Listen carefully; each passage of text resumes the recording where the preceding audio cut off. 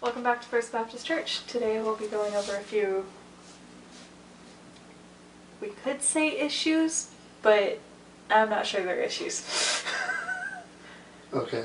We already have another question and answer with our pastor, Jeff Johnson, which you've outed me as your kid already, so I'll probably slip up and call you Dad.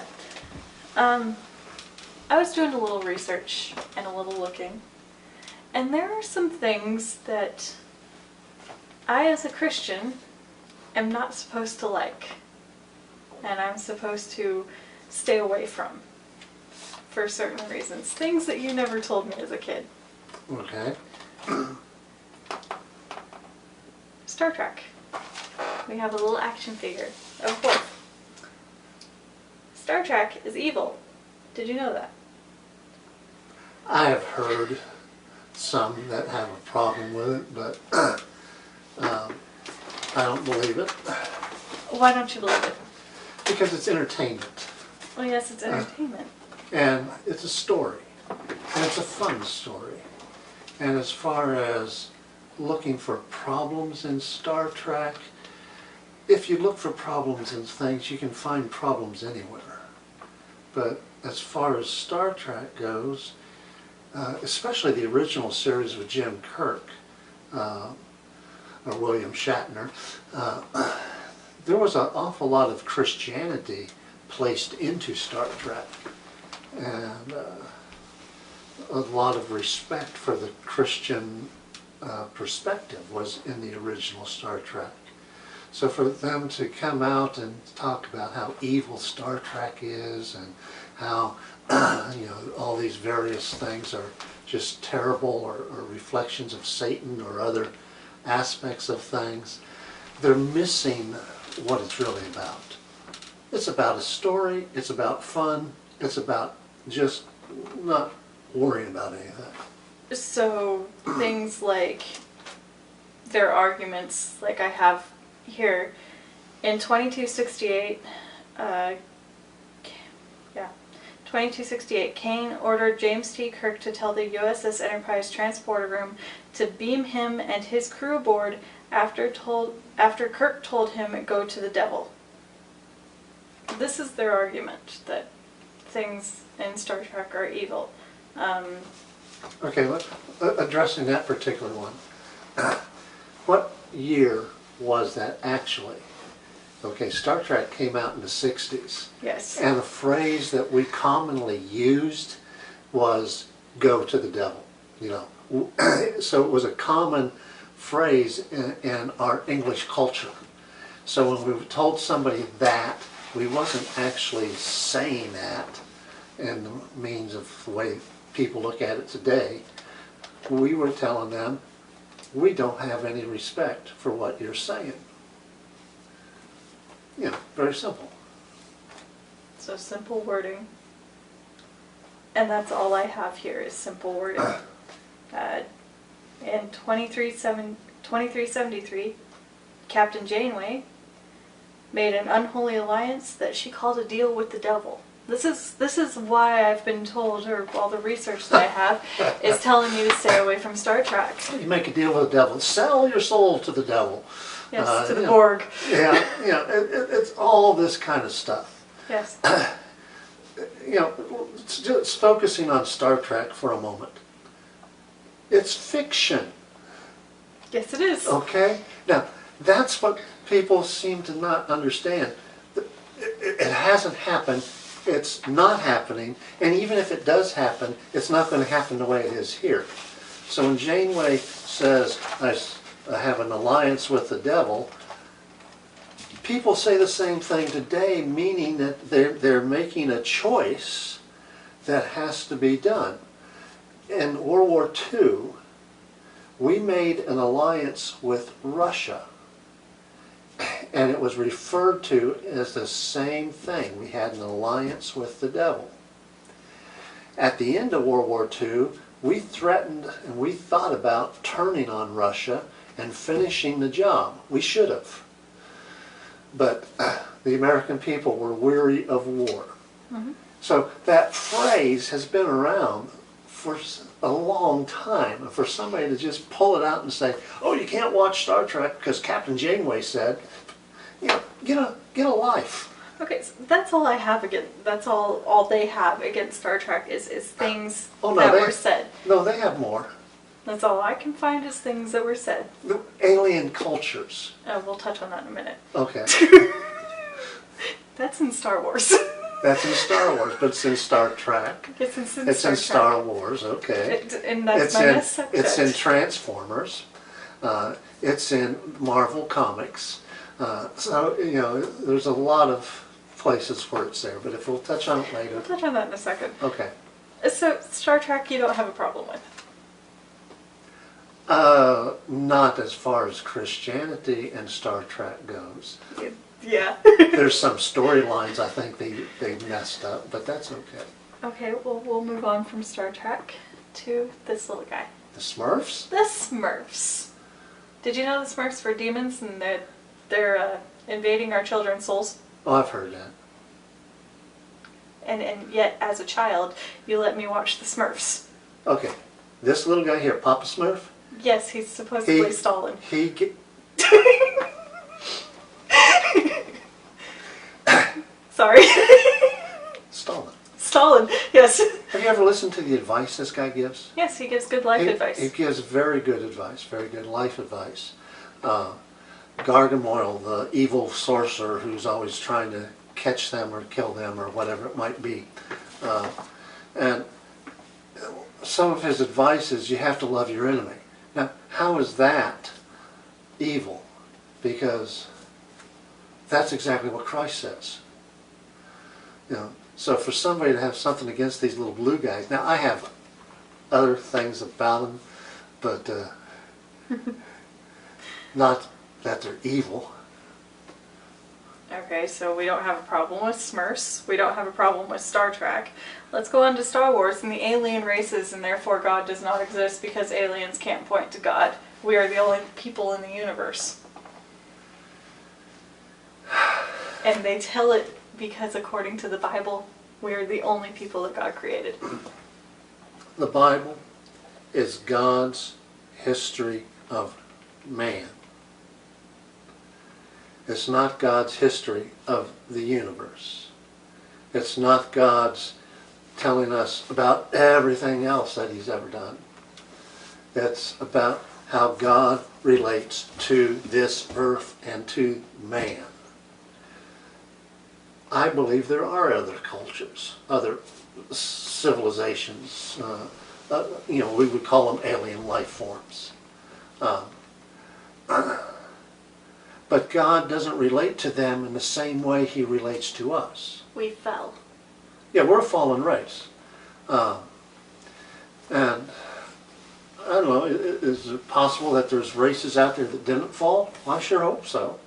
John even talks about it. You know, they want to talk about how it's only man, and they refer to the Bible about that. But John talks about how God has other sheep in other folds, and how He's going to bring them all together, even in space. So, for them to say, oh, there's no other races except us, they miss that aspect of what John says. The other aspect of that is this. They will say, oh, that's because man's going to travel to space. How many civilizations are we going to have out there? I don't think we'll have any. I don't think we will. We were promised to have life on Mars, a colony on Mars, well before now. We were promised a moon colony when I was in high school. And I was taught Pluto was a planet. They Yeah. changed their minds. Yeah. Okay, so you don't have a problem with Star Trek, with the Smurfs, or with Star Wars, as far as it relates to Christianity and Christians being able to enjoy these things. No. Now, I prefer Star Trek over Star Wars. That's another subject. But that's a whole other subject. But you know, you have R2-D2 there. Yeah. I have no problem with how it relates to Christianity because it is a fictitious story. It happened in a galaxy far, far away and a long, long time ago. And there is nothing in it that says it is anti-Christ. Okay, well, if I can't get you with space, maybe I can get you with stuff that happened here. Oh, you forgot these guys. Transformers. They happened in space. They've got the same issue as Star Wars, which you just... They're aliens, but yeah. Okay, so something that happened here. Middle Earth. J.R. Tolkien, he's a Catholic, a Christian, and this book promotes Christian values. You didn't even let me get to the question that time. Okay, go ahead. What's your question? There's magic in this book. Yes. The elves have magic. Yes. Even the wizards. Yes. How can this promote Christ? How in the world Okay, does this promote Christ? Let's take a little tiny piece of the story. Frodo has come to Mount Mordor, and he's working on throwing the ring into the volcano. Mm-hmm. Okay? He's struggling with that. He wants to keep the ring. He wants to throw it in there because he knows that's what's the right thing to do. And he's struggling with that issue in his mind and in his heart. And the movie doesn't portray it the same way the book does. No, the book goes into a lot of detail with Yeah, it. and the book is better at portraying it than the movie. But it's a classic battle in his mind and in his soul about what is right and what is wrong. And it's the same battle that Paul talks about in the book of Romans, where he says, the good that I would, that's what I don't do. The evil that I would do, that's what I end up doing.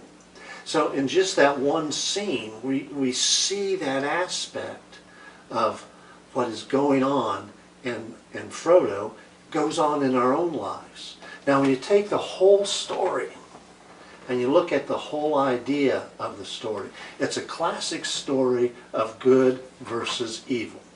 We start with a fall of a wizard. Yes. We start with the fall of man. The fall of the wizard brings about all this evil. The fall of man brings about all this evil. A savior comes in. Frodo is the savior in this particular one. And he has help from the angels, the elves, the others there. And for people to say there's no magic, and I'd be careful with what I say here or when I get in trouble, there are angels among us. And we have them helping us. Mm-hmm. And we have people around us to help pick us up. And as the story goes on, you see all these things happening in Middle-earth. And you see all these things going on. And you see the classic story of good versus evil. And it parallels the fall of man to the Savior to where Mordor falls. And evil is defeated. And it comes to the point where Christ returns, Satan falls, and evil is defeated.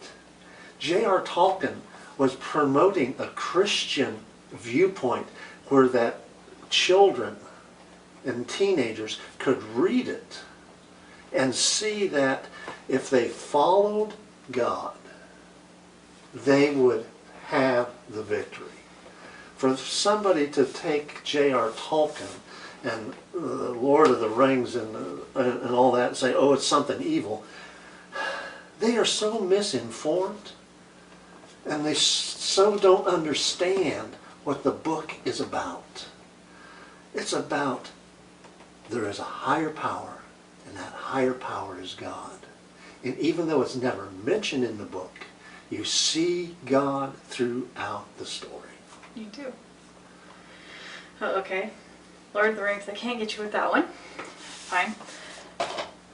Harry Potter. Oh, I couldn't stand Harry Potter, but nothing. But Dad, it's wizards, it's witchcraft? Witchcraft. It's wizards, oh my gosh, witchcraft. It's an entire series about dragging children into the darkness and teaching them that wizards and witchcraft is real, and that if they opened up their mind to this, they're going to be dragged to hell. Okay, Harry Potter. First of all, I don't like the story. To me, it's very amateurish. It's very poorly written. It's, to me, I have no idea why it ever made it from the writer to the editor to being published.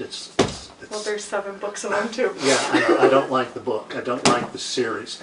But if somebody wants to read it, and somebody wants to watch the movies or whatever with it, I don't have a problem with them doing that, because we know that witchcraft, sorcery, these magic incantations and stuff like that really don't exist.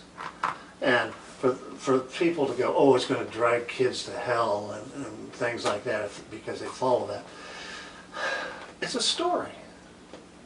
Enjoy the story. Enjoy how, I would say enjoy how it's written, but I can't. But enjoy it, because that's all it is. It's fiction. We know it's fiction. We know it's not going to happen. We know there's no University of Hogwarts, or whatever they might call it. Well, witchcraft and wizardry. Okay, whatever it's called. But it's just, everybody knows it's fiction. I mean, the writer of that book, that series, makes a lot of money on it. Yes, she and that's does. great. I have nothing against that. But she knows it's fiction. I know it's fiction. And everybody else who watches it or reads it knows it's fiction. Okay, well, I can't get you with Harry Potter. I can't get you with Lord of the Rings, Star Trek, or any other pure fantasy. Okay. So let's move into history fantasy, shall we? History fantasy? Sort Okay. of. Ah, the beast fell.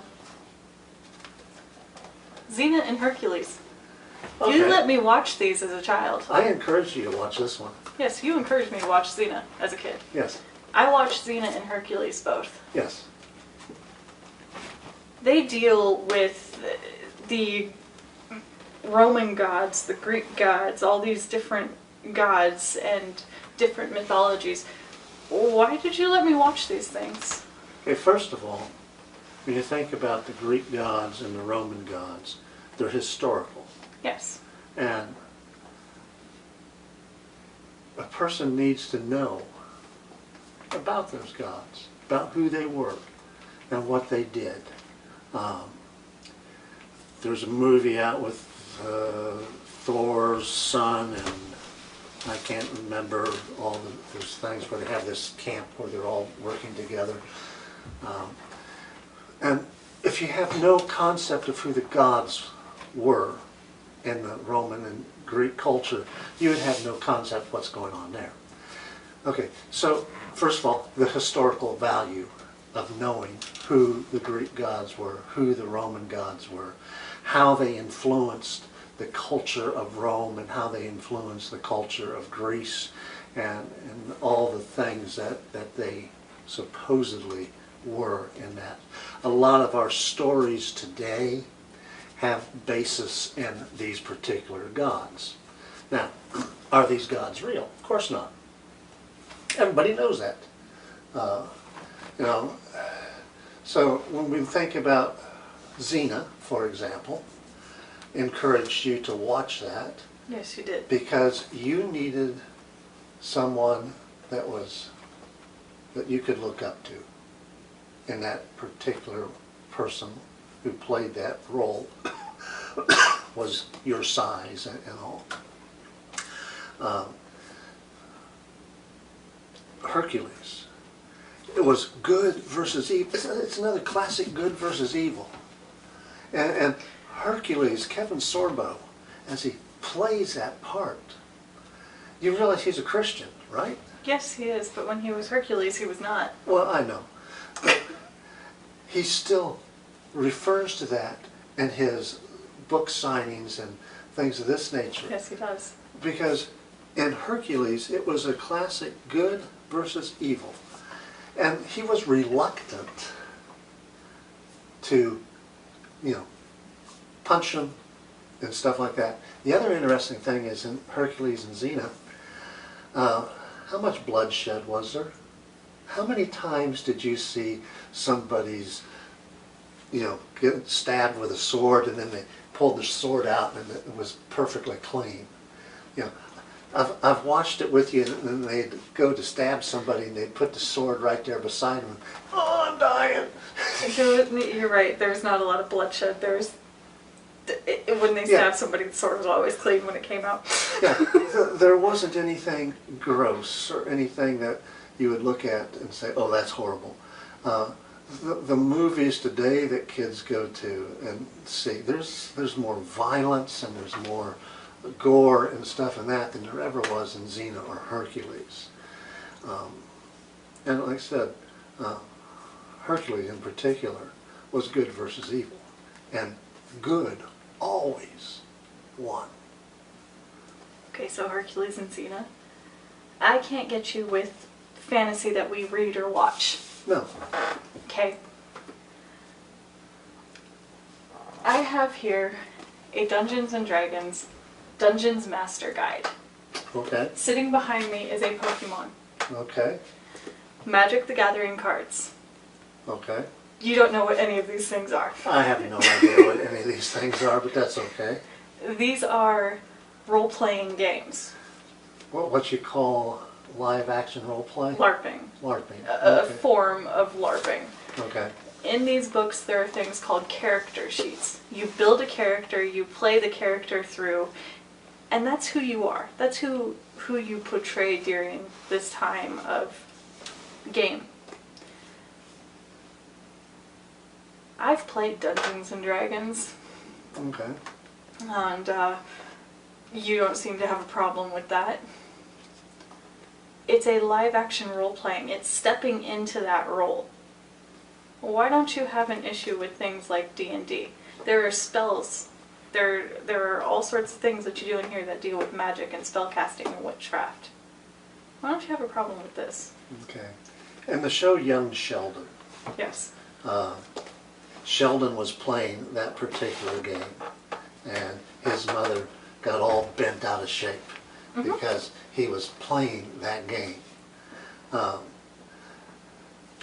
you know why he was playing the game? Why? Because he had a friend. Yes. And in that particular episode, Sheldon didn't have friends, but he did with that particular episode. I really can't say a whole lot about Dungeons and Dragons. I've read about it. I've got all these things. Occasionally it says I should be making sure nobody plays the game and stuff like that. But they can't come up with a valid reason. They talk about the roles you just play. You become this particular person. So what? Whenever I'm playing any game, I become that particular person. And so it's role playing. Happens to be live action, I believe is the term you used. So what? Okay, there's spells in it, you said. Yes. Okay. Can we do a spell right here and actually change anything? No. It's a game. That's all it is a game. Now, have I ever played it? No. Do I really know that much about it? I can't say as I do. But I do know this. It's a game. The same as Pokemon. Pokemon is a game. Magic the Gathering. Magic the Gathering. It's a game. As far as a game goes, I don't have a problem with it because I've role played in various things. You put on a play, you role play. You play a game of football, and sometimes you role play in that game of football. Especially when I miss a pass, can't throw it past, I say, that must be J.P. Lossman. Okay, so I only have a few things left on this table to show you and to try to, get you with. One of which is Legos. You gotta be kidding. I am not. According to certain websites and certain things, we should not let our children play with Legos. this also goes into the realm of Minecraft because it's the same setup here. Legos are changing the world. They're building your own world and controlling what happens. If I want the knight to lose to the dragon, the knight will lose to the dragon, his head will fall off, and the dragon will escape. I am playing God. It's the same way as I'm playing God in Minecraft. Why do you let your grandchildren play with Legos? When I was a child, we had Fort Apache. It was a plastic fort. We set it all up, and inside the fort you had supposedly General Custer.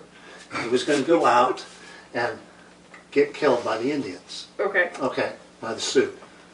So we changed the game. We put them in the fort and they came to attack the fort. And then we had army men. So we then had army men with the cavalry, and we had other army men coming with the Sioux. So we had World War II army men inside the fort with the U.S. cavalry, and we had World War II army men outside the fort with the Sioux. We were changing the world, we were changing the game, we were changing the rules, we were making it the way we wanted to make it. It's fun. It's a game. It's toys. And for those who say, okay, I've got a problem with these things, they need to just, it's a toy. You know what my next point is. Well, I'm just saying we're going to skip everything else, whatever you have, and let's go to that. Okay. Lucifer. Yes. A TV show came out, what, 4 years ago? 5 years ago? Something like that? You're talking to behind the camera. I'm talking to the cameraman. He's the one that introduced it to us 5 years ago. This is season 1 of Lucifer. Yes. You've seen it. Interesting show. You like it. Yes, it's very funny. He's Lucifer. No, he's not. Dad, the name of the show is Lucifer. This actor portrays Lucifer. Why don't you have an issue with this? Okay, first of all, he's not Lucifer. He's an actor. He's a very good actor. He's a very good actor. Secondly, one of the interesting aspects about this show is it, in places, it is very biblical. Lucifer can appear as an angel of light. Yes, he can, and So he does. in this show, he does. Okay? There's some other things about it that you go, oh wow, that's really strange, or whatever it might be. But it's entertainment. It's not trying to have a theological discussion. It's not trying to say, okay, this is biblical and we're going to talk about what Lucifer really is. That's not the point of the show. The point of the show isn't theological at all. The point of the show is it's a detective show. It's no different than CSI. A little different twist, but it's still a detective show. And he happens to be the detective. He has a gift where he can make people say what their deepest desires are and stuff like that. But that's no different than some other people. And I've met people who can do things like that. But the thing of it is when you think about this show, it's, again, entertainment. It's not trying to be biblical. Now, you want a show I do have a problem with? It's called Noah. I was just ask you about that. Noah claimed it was biblical. It was so far from it that I had a problem with it. But I just pretended it was happening on Mars instead of Earth. You know, because that way it's just a story. When you think about all these things you've talked about, and you haven't talked about everything on this table, but when you think about all these things you've talked about, there are those who have a problem with it. And I would refer you and them to in the book of Romans, where it says that some people esteem one day better than another. Some people have a problem with idols and others don't. And so some Christians have a problem with some of these things, some don't. Well, I'm not going to sit here in judgment on people who have a problem with these things. Um, they are referred to in Christian circles as hard shell, meaning that if it's not Christian based, they won't have anything to do with it. And in this particular circle, you have people who won't listen to any music except Christian music. They won't play any games except Christian games. They won't do any activities except Christian activities. And they have problems with all these things because that's where they are. Others, and the term would be soft shell, they say, you know, these things are simply things of entertainment. And, you know, we understand that we're looking at fiction and we're looking at things that are just simply fun to do. When you think about Star Trek, I'm looking at Worf over there, you think, you know, that's something that people aspire to try to get into space because of what's going on there. Well, that's some good things from it. Then you have some people who will say, oh, Christ never had any fun, because they'll look at the Gospels and they won't see or the verses where Christ laughed or Christ had a good time doing something. Well, the Gospels, when you look at them, the whole point of the Gospels was not to show us that Christ laughed or Christ cried or Christ did whatever it might be. It was to show us our need for salvation and what Christ was doing for us. However, his very first miracle, where was he? At a wedding. What was he doing? Enjoying himself. What did his mother ask him to do? Turn water into wine. What did Christ do? He turned water into wine. So that what could go on? The wedding feast could go on. Christ was there having a good time. The book of Ecclesiastes says there's a time to cry, but it also says there's a time to laugh. So when we look at entertainment and we look at the things that are there because of entertainment, it's to give us something to laugh about, something to enjoy. Some of these things give us something to think about. But that's okay. There's no problem with thinking about them. We are created in the image of God. Okay? What does that mean? Well, when you look at yourself in the mirror, does that mean God looks exactly like you or exactly like me? We're created in the image of God. Now, people will say, oh, God doesn't have a sense of humor. You know, all these people that have problems with these things. But wait a minute. If God doesn't have a sense of humor, how could he create us with a sense of humor? We're created in his image. If God didn't have some of these things, we wouldn't have them. So when we think about all these things and all these different props that you have here this evening, is there a problem with any of it? Only if you make it a problem. Yeah, I've watched this. I like this. It's a good story. The problem with this story, as far as I'm concerned, it stopped in the middle. You haven't seen season 3 or 4. No, I haven't seen season 3 or 4. Why do I like it? Because it's an interesting story. It makes you think a little bit about who may have actually did what crime was committed. And it gives you the opportunity to try to think about it. He throws humor in. Makes it interesting. Star Wars. It's a classic good versus evil. And the interesting thing about Star Wars is good never wins and evil never wins. We're on movie, what, 750? Something like that. And it's still the same storyline. And But it's good versus evil, and good eventually triumphs in every one of the Star Wars scenarios. Good eventually triumphs. This guy right here, Transformers. a Transformer, Optimus Prime. Okay. Who wins in the end? Good. So as you look at all these things, to have a problem with it is okay, that's your problem.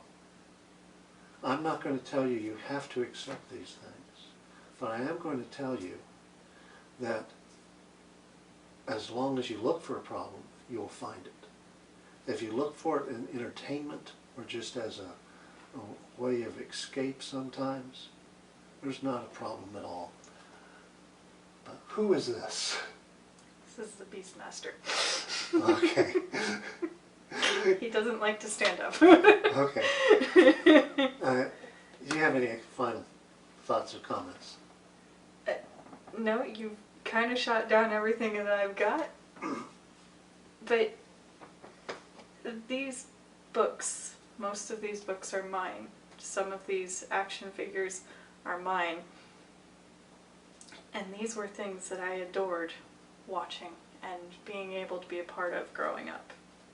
Legos were always fun. Until you stepped on one. Yeah, then it was an issue. But, you know, so I would just say in conclusion with this is if you look for evil, you can find it. No matter where you look. There's a guy who tells you if you play Amazing Grace backwards, you get an evil message. So I played Amazing Grace backwards. You know, you can find it on the internet. And I can't hear it. I played Mr. Ed backwards. I can't hear it. You know, so it's a lot of it is simply in the mind of the person who is dealing with it. Okay? Well, that's all we have for you today. Don't forget to like and subscribe this video and follow us on Instagram. Have a good one, guys.